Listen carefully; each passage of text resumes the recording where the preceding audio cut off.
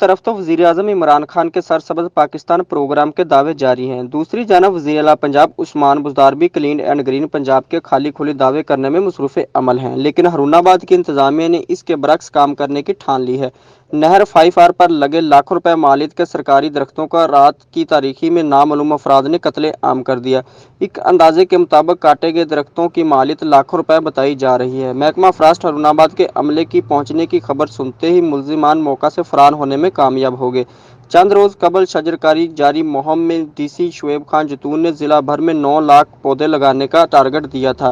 وزیر اعظم پاکستان کی plant for Pakistan مہم کو ضلع بھر میں کامیاب کرنے کی تمام تر کوششیں درختوں کے قاتلوں نے کام بنا دیں، جبکہ فارسٹ آفیسر کا کہنا ہے کہ وقوعے کی تحقیقات کی جا رہی ہے، جلد ہی ملزمان کے خلاف قانونی کارروائی عمل میں لائی جائے گی، لیکن ابھی تک انتظامیہ کئی گھنٹے گزرنے کے باوجود درخت کاٹنے والے ملزمان کو گرفتار کرنے میں ناکام دکھائی دے رہی ہے۔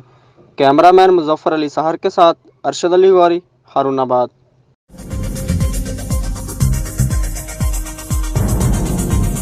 نیوز سے اپ ڈیٹ رہنے کے لیے ہمارے چینل کو سبسکرائب کریں اور بیل آئیکن پر کلک کریں۔